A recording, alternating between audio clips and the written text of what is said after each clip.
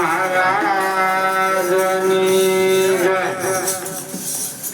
આજની હનુમાન જયંતિના બધાને જય ગુરુ મહારાજ, ગુરુ મહારાજના બધાને જય ગુરુ મહારાજ. તો આજ રોજ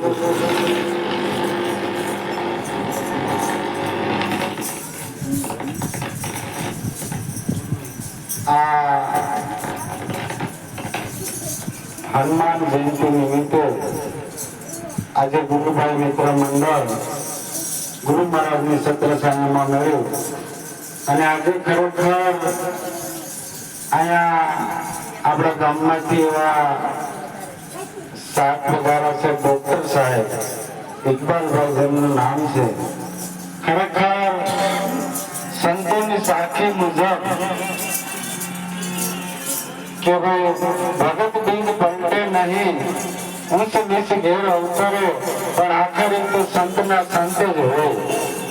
આવું કંઈક આત્મા અહીંયા આપણી વચ્ચે બિરાજમાન છે. તો ખરેખર આવા સંત વિરલા આવી મઢોલીની અંદર આવી અને પગલા કરતા હોય. ખરેખર આપણે બધા એમ કહીએ કે આ ધર્મ મારો અને ધર્મ ઓલાનો, પણ ખરેખર માણસ માત્ર માટે બધા એક જ હરખા હોય. ઈશ્વરના દરબારમાંથી સર્વ બધા હરખા જ હોય. અને આજે પરંપરાગત જે કંઈ આપણું આ ધૂન મંડળ હાલે છે એ આપણે આ સાધને સાંભળ્યા પછી જે કઈ આપણી દીકરીઓ ગાય છે એની પાસે ગૌરવીને વળી પાછો સત્સંગનો દોર આપણે આગળ ચલાવીશું. પણ આજે ખરેખર આ સાનિધ્યની અંદર જેટલા પણ ભાઈઓ બહેનો બાળકો બધા પધાર્યા છે એને કેવું નક્કી કરવાનું કે ખરેખર આમાં કઈ ભક્તિના માર્ગે નાતી જાતી હોતી નથી. અને જો એ ખરેખર એવું હોય તો એની માટે આ સાબનું સાબિત કરી બતાવવું છે કે ખરેખર આ હોતું નથી. કારણ કે ઈશ્વરના દરબારમાંથી બધા આત્મા એક જ સરખા આવે છે. કબીર મહાત્માની સાચી પણ આવા પુરાવો પૂરે છે કે કબીર કુવા એક પનિહારી અનેક બર્તન ન્યારે ન્યારે ભય પણ પાણી સભી ને. તો આજે આવા રામચંદ્ર ભગવાનના સેવક એવા હનુમાનજી મહારાજનું પ્રાગટ્ય થયું હોય આજના દિવસે. અને એવા દિવસે જો આવા ધુરંધર વ્યક્તિ આપણી વચ્ચે બેઠા હોય તો એના મુખ્ય આપણે બે શબ્દ કદાચ વ્યસન વિશે પણ કહે કે ધર્મ વિશે કહે તો એક એક શબ્દ આપણે બધાને વીણી અને જે મોટી વીણતા હોય એમ આપણે બધાને હૃદયમાં ઉતારી લેવાના. તો પછી આપણે આગળનો કાર્યક્રમ ચલાવશું. અને ઇકબાલભાઈ આ સત્સંગ કરી લે પછી એમનું આપણે જે પરંપરાગત સ્વાગત કરીએ છીએ એ સ્વાગત આજે આ સાહેબ છે ગામના સેવક છે અને હું પોતે છે એ આશ્રમનો સેવક છું. તો મારા સાથે સાહેબનું સ્વાગત અહીંયા અમે બે માળા થઈ અને સાહેબનું સ્વાગત કરશું. તો થોડાક શબ્દ આપણે સાહેબ પાસેથી સાંભળીએ. શાંતિપૂર્વક બધા આપણે તો ઘડીક ધ્યાન પ્રકાશ બધું વધુ મૂકી અને શાંતિપૂર્વક બધા સાંભળજો.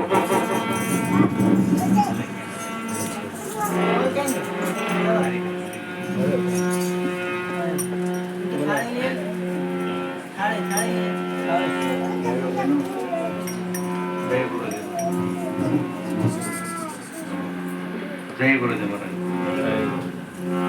આજે ભાવેશભાઈના આમંત્રણ અહીંયા આવું કહ્યું છે.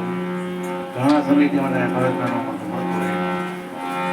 આ કાર્ય છે એ ભાવેશભાઈ જે આપણા ગામમાં પોતાની જગ્યામાં પોતે આવું કામ જે કર્યું છે ગામના માટે ગૌરવ છે આપણને.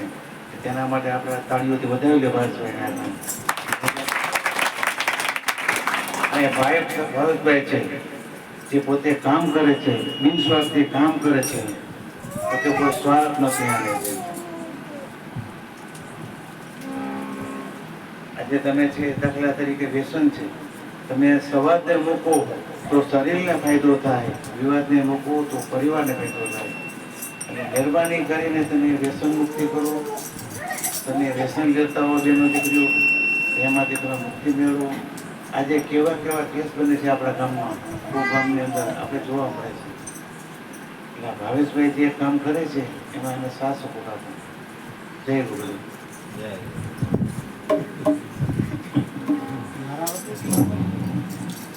હા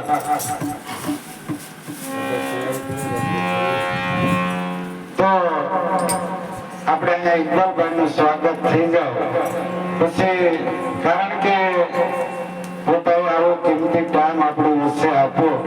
ખરેખર હું તો એમ કહું કે આ સાખીને સાબિત કરી બતાવી છે આ બે શબ્દો. ભલે એના બે શબ્દ આપણે સાંભળ્યા, પણ આવા સાનિધ્યમાં આવવું ને એવું જ મોટું મહત્વ છે. નહીતર તો આપણે આપણા પોતાના મંદિરોએ નથી જતા. આપણે ત્યાં પણ એવું નડે છે કે ભાઈ એ મંદિરે ન જવાય ને ઓલા મંદિરે જવાય, આ માતાજીના મંદિરે જવાય ને ઓલી માતાજીના મંદિરે ન જવાય. પણ આજે આમાંથી કંઈક બધાને મેળવવાની જરૂર છે કે આમાં આ સાધ્યાના હુકામ પગલું ભર્યું છે કે આજે આ કળીકાળની અંદર અનેક એવા રોગીઓ પીડાય છે. તો એ રોગીઓ એનાથી પીડાય છે કે આપણા અંદર એવા વ્યસનો છે. વ્યસનો એટલે દારૂ, બીડી, માવા, ગમે તે વ્યસન હોય એ વ્યસનમાંથી ખરેખર આપણે થોડુંક દૂર થવું જોઈએ. નકર તો પોતે સાહેબ જે છે દવાખાનું લઈને બેઠા હોય તો એને તો નહીતર એમ હોય ને કે ભાઈ દર્દી વધારે આવે તો સારું. પણ આજે એના અંતરનાથમાંથી એવો પોકાર છે કે ખરેખર અહીંયા જેટલા પણ લોકો પધારે છે એ બધાને સુધારો કરી અને જીવન જીવવાનું. તો અહીંયા ઇકબાલભાઈનું સ્વાગત થઈ જાય, કારણ કે એને પોતાને પછી અહીંથી રજા લેવાની છે. એટલે સ્વાગત થઈ જાય પછી સાહેબને આપણે રજા આપશું. તો અહીંયા ઇકબાલભાઈનું સ્વાગત એ ગામના સેવક છે ને અમે પોતે અહીંના સેવક છે. તો એક સેવક તરીકે સાહેબનું અને સન્માન કરીએ છીએ બે માણા થઈને.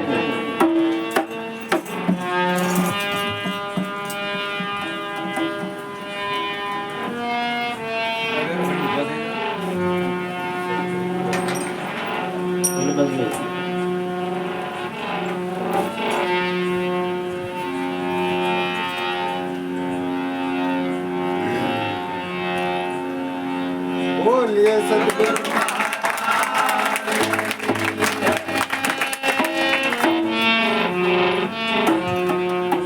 बोलिए सतगुरु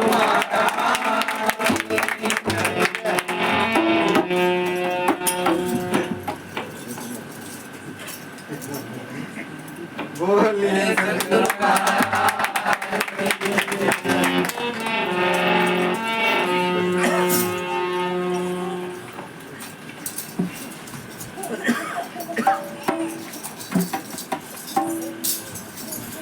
તો આયા ખરેખર આ સભા કઈ બેઠી છે એ દેવની સભા ને કહેવામાં આવે. કારણ કે આ સંતનું સાનિધ્ય હોય અને જેમ લક્ષ્મણ રેખા દોરેલી હોય એ રીતે આ સાનિધ્ય હાલે છે. અને જેમ સાહેબે કીધું બિના સ્વાર્થે આ કાર્યક્રમ આપણે આ ગ્રુપના તમામ ભાઈઓ બહેનો ચલાવે છે. આજે અહીંયા હનુમાન જયંતિ નિમિત્તે અહીંયા ઘણા બધા મહેમાનો, ઘણા આખા દિવસનો ટાઈમ આપ્યો, ઘણા બપોર પછી ટાઈમ આપ્યો. જેવો જેની પાસે ટાઈમ હતો એ પ્રમાણે બધાએ ટાઈમ આપ્યો. અને ખરેખર આ એક આપણો ગુરુદ્વાર છે. અને ગુરુદ્વારા કોઈ પણ વ્યક્તિને ક્યારેય આમંત્રણની વાત નહીં રાખવાની કે ભાઈ મને આમંત્રણ આપીને હું ના જમવા જાઉં. એ વસ્તુ પરિવારમાં હાલે પણ ગુરુના સાનિધ્યમાં કદા પણ હાલે નહીં. તો બને એટલું બધાને આમાં એકબીજાને સહાયક બનવાનું છે. એકબીજાનો વાત બોલો કાઢવાનો નથી. કારણ કે આ ઘણા બધા બહેનો એવા છે કે ભાઈ સવારથી માંડી અને અત્યાર સુધી અહીંયા સેવા આપી. ઘણા બધા છોકરાથી પણ મહેમાનો 4-5 વાગે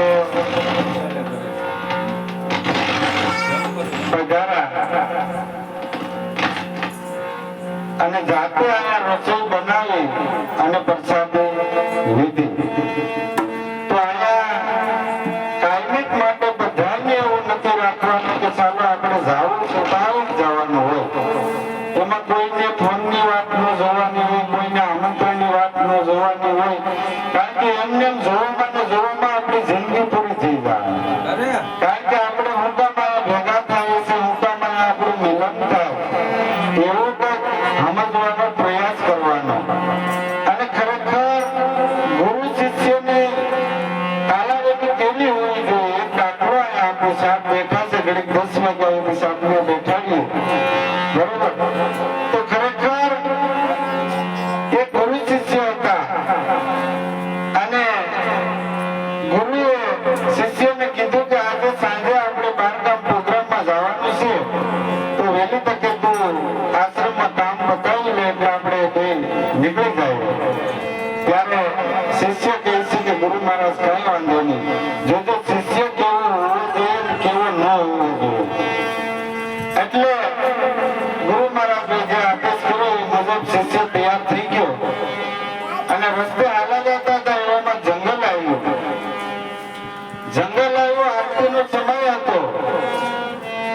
એટલે ગુરુએ કીધું કે શિષ્ય આપણે આરતીનો સમય થયો છે તો આ ઝાડ નીચે બેઠીને ઘડીક ભજન કરી લઈએ.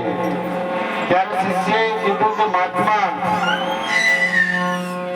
આ જંગલ છે, આ જંગલની અંદર ઘણા એવા વન્ય પ્રાણી હોય, અહીંયા બેઠાય નહીં કે આપણે જંગલમાંથી બહાર નીકળી જવું જોઈએ.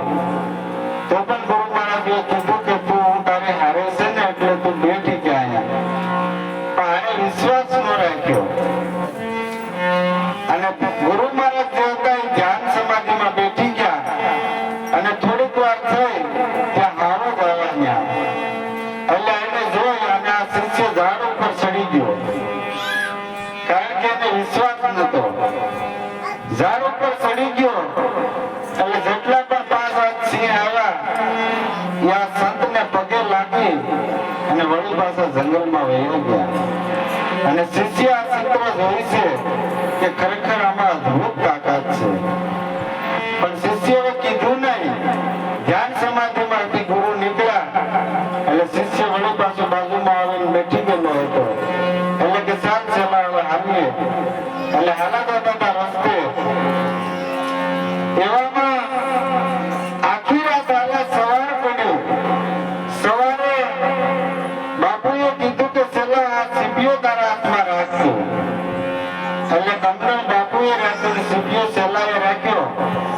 એટલે સેલો રસ્તે હાલતો હાલતો સીપીઓ ફેરવતો જતો હતો. એવામાં એક વાડ આવ્યો, વાડમાં મગ બેઠું હતું અને સીપીઓ એ બાવળમાં ભટકાયો અને મગ ઉડ્યું. મગ ઉડ્યું એટલે શિષ્ય ને ગુરુ બહુ ભાગ્યા. એટલે શિષ્યએ કીધું કે મારા હાથે હું કેવું જોઈ ગયો છું. તો કે કેમ? તો કે રાતે આ સિંહ આવ્યા તો પણ તમારી આંખ ખુલી નથી અને અત્યારે ધોળો દિવસ છે અને આ મધની માગીથી તમે કેમ ભાગ્યા? તો કે વાલા નામ ત્રિલોકના નાથના છત્રછાયામાં બેઠો છો અને અત્યારે તું મારી નજીક ઉભો છે ને એટલો મારે ભાગવું પડ્યું. એટલો ફેર છે. કારણ કે તારા જેવા કપૂત આમાં ન હાલે. આમાં તો એવો સુરવીર જોઈએ. કારણ કે ગુરુના શબ્દ ઉપર એને પૂર્ણ વિશ્વાસ હોય. એને વાલા કોઈ દિવસ કાળ પણ અડી ન શકે. આ ઈ સાનિધ્ય છે ને ઈ જ વાત આપણે પણ લઈને બેઠા. પણ એવું પામર ગમે ને આપણને નજીક મળે એનાથી કાયમિક માટે વાલા આપણે દૂર રહેવાનું. કારણ કે ભક્તિ છે એ સુરવીરની છે. રાતો કોઈ દિવસ ભક્તિ ન કરી શકે. એટલા માટે બધા લડીને મરી જાય છે એને સુરવીર કીધા. પણ આ ભક્તિના માર્ગે પણ જે લોકો હાલતા હોય, કારણ કે ભક્તિના માર્ગે અનેક એવા ધીંગાણા આવે. ઘરથી માંડી અને જાપા સુધી નીકળ્યા હોય પણ એમાંથી પસાર થવું ને એક ગુરુની કૃપા હોય ને તો જ થવાય વાલા. આપણે તો માથે ભાર લઈને હાલીએ તો કઈ થવાય એમ નથી. તો અહીંયા બીજી એક એવી વાત આપણે કરીએ કે ગામની અંદર એક ભાઈને ઘણી બધી તાલાવેલી કે કંઈક આ વસ્તુ સમજા જેવી છે ગુરુ શિષ્યની. અને ખરેખર કોઈ પણ વ્યક્તિને ભૂખ લાગે તો તેને ખાવાનું ભાવે, આમ ખાવાનું ભાવે નહીં. ધરાયેલું હોય એને તમે ગમે એવું ખવડાવો ને તો પણ એને ભાવે નહીં. પણ જેને જેને ભૂખ લાગી હોય એને ખબર હોય કે કેટલી ભૂખ લાગે. એટલે એક ગામની અંદર એવો ગાંડો વ્યક્તિ અડધો મગજ મારી છે અને બધા આ સાનિધ્યમાં આવે એની ભાઈ પણ આવે અને ગુરુ મહારાજ ને કહે કે ગુરુ મહારાજ આ તમે બધાને ગુરુ દીક્ષા આપો તો મને પણ ગુરુ દીક્ષા આપો. ત્યારે એમ કહેવાય કે ગુરુ મહારાજે કીધું કે હું જયારે એકલો હોય ત્યારે તું આવજે એટલે હું તને ગુરુ દીક્ષા આપીશ. એટલે ભાઈ કાયમિક માટે આશ્રમ આવે પણ કોક ને કોક બે જણા બેઠા જ હોય. એકલા હોય નહીં ગુરુ મહારાજ ક્યારેય પણ. એટલે આ ભાઈઓ મહિનોથી કાઢ્યો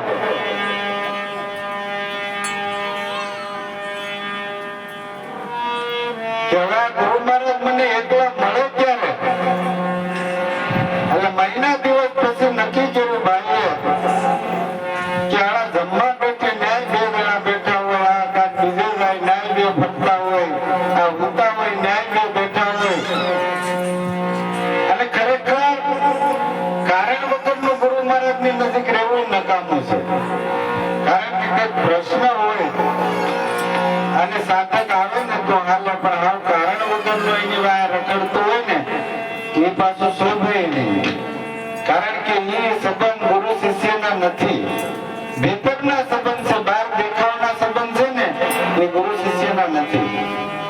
એટલે એને નક્કી કર્યું કે ગુરુ મહારાજ જયારે બહાર જાય છે ને જંગલમાં સવારે લોટે ત્યારે મને એકલા મળે. એટલે એને સવારનો પોર છે ગુરુ મહારાજ ગયા એટલે આ ભાઈ વાયા વાયા ગયો.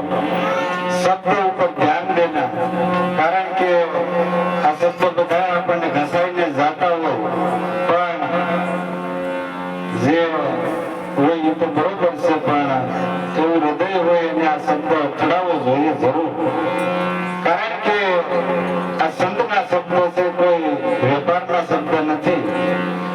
એટલે એમ કહેવાય કે આ ભાઈને પાછળ જંગલમાં ગયો અને ગુરુ મહારાજને કીધું કે ગુરુ મહારાજ તમે એકલા છે, મને આ ગુરુ દીક્ષા આપો. એટલે ગુરુ મહારાજ રેલમાં આવી ગયા અને એક પથ્થરનો ઘા માર્યો કે આવી જગ્યાએ આવા વાત સમજવા માટે થઈને અને આને તો પણ એ જે શબ્દ કીધા કઠોર એ આ ભાઈએ પકડી લીધા અને પથ્થર લઈ લીધો કે કંઈક આ રીતે સમજાવતા હશે. એમ કરીને આ પથ્થર લઈને ઘેર આવ્યો. નાનો એવો પથ્થર હતો, ઘેર લાવીને એને નવરેલું પથ્થરને ઉપર અબુલ કલાલ કંકુ ચડાવી અને એના પૂજા કરી અને ગુરુ મહારાજે જે ગાળ દીધી હતી એ ગાળ મંડળ ગાળનું રટણ કરવા. રટણ કરતા જાજો સમય રહી ગયો અને એક દિવસ એને એમ નક્કી થયું કે આ હવે હાલ મારે ફરવા જવું છે, સંતોને મળવા જવું. એટલે એ પથ્થર થેલામાં નાખી અને હાલો જાય જે ગુરુ મહારાજે ગાળ દીધી હતી મંત્ર જપતો જાય. એક ગામ એવું, ગામની બાજુમાં વડીલો બધા બેઠા હતા જાપે. એને કીધું કે ભાઈ સીતારામ. એટલે વડીલોએ કીધું સીતારામ. એટલે વડીલો કે આ કઈક ભાઈ નાની લાગે. એટલે એથી વિશેષ વડીલો પૂછ્યું કે મહાત્મા કઈ બાજુ જવું છે? તો કે તમારા ગામમાં ક્યાંક એવી સંતની જગ્યા હોય ને અમારે જવું છે. એટલે ત્યાંથી વડીલો પણ એની હારે હાલ્યા. સામેથી નનામી આવતી હતી શમશાન યાત્રા.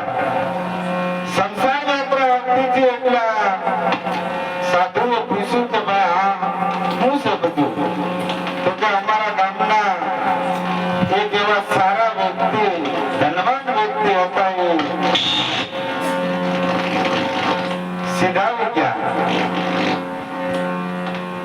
એટલે કે આવો વ્યક્તિ આ ગામનો મોટો માણસ, આ ગામનો પાલનહાર હોય એવો વ્યક્તિ જો વહી ગયો હોય તો આજ મેં જે ભજન કર્યું એ કામનું હું કે કાંઈ વાંધો નહીં, વડીલો નથી, આપણે અહીંયા ઊભા રહીએ અને એ નનામી આવે એટલે અહીંયા ઉતારવાની છે. એટલે એમ કહેવાય કે નનામી ત્યાં આવી એટલે એવા લોકોને કીધું કે ભાઈ એથી ઉતારો.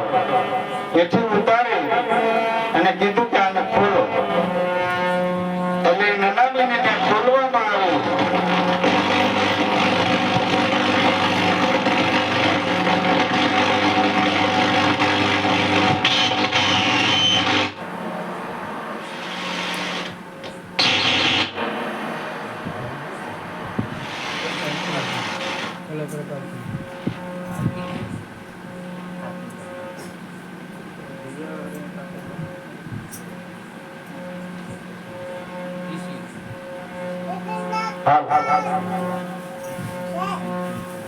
આ નનામીને ઉતારવામાં આવ્યું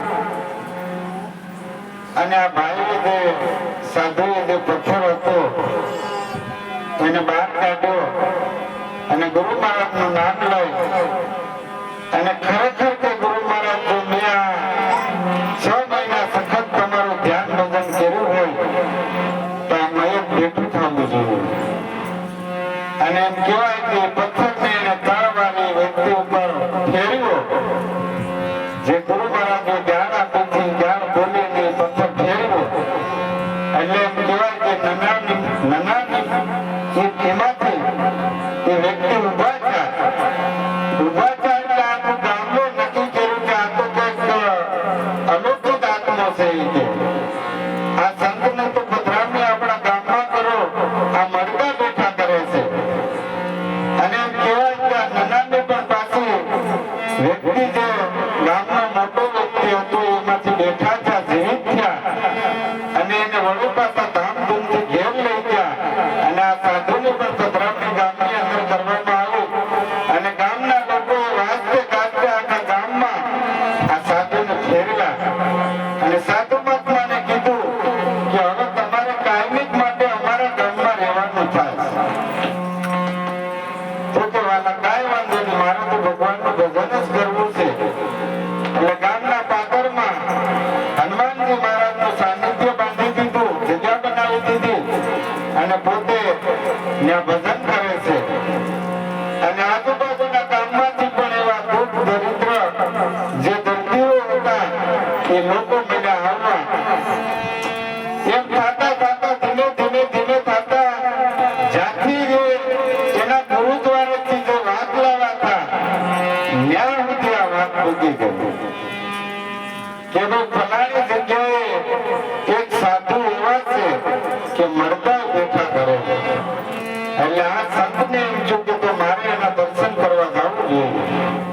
અને એમ કહેવાય કે એનાથી એના શિષ્યની સાથે આખી ફ્લોજ લઈ અને આ બાજુ અહીંયા આ સાધુના દર્શન કરવા આવે છે. કારણ કે એને ખબર નથી કે મેં ઓલાને જાણ દીધું છે. એટલે એમ કહેવાય કે સાનિધ્યની નજીક થઈ ગયા અને આ સાધુ તો સેવા કરતો હતો બધાની. દવા આપતી હતા, દેશી દવા, અને એવી સેવામાં આ વ્યક્તિ હતો. અને ગુરુ મહારાજને જોઈ ગયો એટલે અઢળક પબ્લિક હતી પણ એ સેવા મૂકી અને દોડીને ગુરુ મહારાજના પગમાં જેમ લાકડી પડે એમ પડ્યો કે પધારો ગુરુ મહારાજ, પધારો. કે આ તમારી દયાથી અહીંયા અનેક જીવ ઉતરે છે, અનેક જીવના દુઃખ મટે છે અને અમુક મળતા પણ બેઠા થાય છે. ત્યારે ગુરુ મહારાજ વિચાર કરે છે કે હાલો મેં તો આને જાણી પૂછ્યું છું અને આ કાકરો માર્યો તો આને, અને આ ગાને તો અહીંયા આખો ધૂળો બતાવી દીધો. આનું કારણ પણ વાલા કારણ એટલું જ હતું કે ગુરુના શબ્દ ઉપર એને પૂર્ણ વિશ્વાસ હતો કે ગમે એવું કીધું પણ એ મારા હૃદયમાં હું શબ્દને રાખીશ એટલે કલ્યાણ મારું તો થાય પણ ભવનું થાય ને થાય. એટલે આવી રીતે હર બધાને કહે છે કે ભાઈ કદાચ સંત આપણને કડવું વેણ કહે તો એ સાધકને સહન કરવો જોઈએ, પણ અત્યારનો સાધક ખરેખર સહન કરે એમ નથી. અને જ્યાં સુધી સાધક સહન ન કરે ત્યાં સુધી વાલા ભક્તિનો માર્ગ એના માટે ખોટો છે. કારણ કે જ્યાં સુધી ભીતરનો ભાવ પ્રગટ ન થાય ત્યાં સુધી આ દેખાવ બધો નાશવંત છે. કારણ કે જ્યાં સુધી હૃદયમાંથી આત્મામાંથી આપણો શુદ્ધ ભાવ પ્રેમ જ્યાં સુધી જાગૃત ન થાય ત્યાં સુધી સર્વ સાધના ખોટી છે. કારણ કે નરસિંહ મહેતાએ કીધું કે જેણે આત્મસિદ્ધિ પ્રાપ્ત કરી એ જે ધારે ને એ કરી હતી. બાકી તો જગતની અંદર અનેક એવી સિદ્ધિઓ છે કે આપણે ગમે એ માગીએ માતાજી પણ આપે, દેવો પણ આપે, પણ એ જે સિદ્ધિ છે ને એ બધી નાશવંત છે. એ કોઈ દિવસ આયા કાલ્મિક માટે રહેવા વાળી નથી. પણ જે સંતોના સાનિધ્યમાં કાલ્મિક માટે જાતા હોય ને સંતનું હૃદયની વાત કોઈના હૃદયમાં ઉતારતો હોય તો એનું તો વાલા કલ્યાણ થાય, પણ એની આવનારી પેઢીઓનું પણ કલ્યાણ થાય ને થાય. એટલે અહીંયા આપણે સત્સંગનો દોર પેલા લઈ લીધો, પણ સત્સંગનો દોર એ માટે લીધો કે આવા સંત અહીંયા પધાર્યા વિદ્વાનભાઈ જેમનું નામ છે. કારણ કે આ તો નામ એવું રાખ્યું છે, બાકી તો એની અંદર ઈશ્વર જ બિરાજમાન છે. કારણ કે આ જગતની અંદર અનેક એવા ધર્મો હાલે છે. કોઈ યોગેશ્વર પંથમાં જાતા હોય, સ્વાધ્યાય પંથમાં, કોઈ ગુરુ પંથમાં જાતા હોય, કોઈ માતાજીના પંથમાં જાતા હોય, અરે કોઈ ભૂતરા દાદાના પંથમાં જાતા હોય. પણ આયા કીધું એમ કે હરિતારા નામ છે હજાર, ક્યાં નામે લક્ષ્મી ગંગોત્રી. પણ એમાં ને એમાં કીધું કે અંતે તો તું એકનો એક જ છે. એ માયા જેટલા પણ આત્મા બેઠા છે એ બધા આપણે એક જ સમાન છે, આમાં કોઈ જુદું નથી. આ જગતની દ્રષ્ટિ લેવલે જગતમાં આપણે જુદા જુદા ઠામ તરીકે ઓળખાય, પણ સંતના સાનિધ્યમાં વાલા એક જ નજરથી જોવામાં આવે. આયા કોઈ વાલું ન હોય કે કોઈ દવલું ન હોય. એટલે પ્રસાદીની પણ મેં હજારની જે વાત કરી એ મારે કોઈને પૂછવાની જરૂર નથી, પણ આયા તમે ખાલી પગલા કરો ને તો મને ખબર પડે કે ખરેખર આને ક્યાં કયો ખૂણે હું હાલે છે. એટલે એવું કારણ વગરનો કચરો જે છે એ આપણી અંદર આપણે નહીં ભરવાનો. કારણ કે આપણા આજુબાજુના ફળિયાની અંદર કચરો હોય, ઘરની અંદર કચરો હોય તો એ વાળી છોડી અને આપણે ડબ્બામાં ભરતા હોય. નબળો કચરો ડબ્બામાં નાખીએ તો આ નિંદામણ જે છે એ આજુબાજુનું આપણે વાળીને આપણા માઇન્ડમાં આપણે હું કામ નાખીએ છીએ. આપણે બંગલો જ છે, પાણી પવનનો મહેલ બનાવેલો છે ભગવાનનો. આની અંદર આપણે કારણ વગરનો આખા પરિવારનો, આખા સમાજનો એ બધું કચરો આમાં આપણે નાખીએ તો ઓલા બંગલાનો કચરો જો આપણા ઘર પર નાખવા દઈએ આપણે મોહનભાઈ આપણે કહેવાનું કે અહીંયા હું કેમ નાખે તો આ મારી તારીનું કેમ આપણે કહેતા નથી કે અમારે ઘર આવીને કરવામાં. ઓલા કચરાને આપણને ખબર પડે છે તો આ કચરાને પણ આપણને ખબર પડવી જોઈએ. ખરેખર નિંદા જેટલો પાપ બીજો એકેય નથી. નિંદા કરનારને પાપ એટલો છે ને સાંભળનારને એથી ડબલ પાપ છે. કારણ કે એક ગાયને મારો ને એટલો પાપ નિંદા કરવાના છે. એટલે આપણે કોઈને ભય હતી ને તો કઈ નહીં, પણ ખાલી કોઈને ન નડીએ ને તો પણ ભગવાન રાજી થાય. તો અહીંયા આપણે 10 વાગ્યાનો સમય 7 પાસેથી લીધો હતો, તો અહીંયા સત્સંગનો દોર પણ આપણે પૂર્ણ કરીએ અને આટલો કાર્યક્રમ આપણે અહીંની જે બાળાઓ વાણી બોલે છે એની પાસે ગૌરવશું, પણ એ પણ આપણે સાથે અહીંથી વિદાય આપી. બોલ સદગુરુ મહારાજની જય. સાહેબની એવી જાહેરાત છે આ આશ્રમ પ્રત્યે એક સંતના સાનિધ્યમાં સંત પોકાર કરીને કહે છે ઇકબાલભાઈ કે કોઈ પણ આપણા ગ્રુપના વ્યક્તિઓને રાતે કદાચ દવાખાને જવાની સમસ્યા ઊભી થઈ હોય તો રાતે 12 વાગ્યા હોય કે 3 વાગ્યા હોય તો આપણે ઇકબાલભાઈને ઘેરે સુવિધા તમામને ફ્રીમાં મળી જાય. તો આ શબ્દો ઉપર સાહેબને આપણે તાલીઓથી બધાએ વધાવીએ. કારણ કે આ બધું બોલવું કે કરવું એ બધું અઘરું છે વાલા. નકર બધાય પાસે આ બધું હોતું જ હોય. બધાય પાસે ધન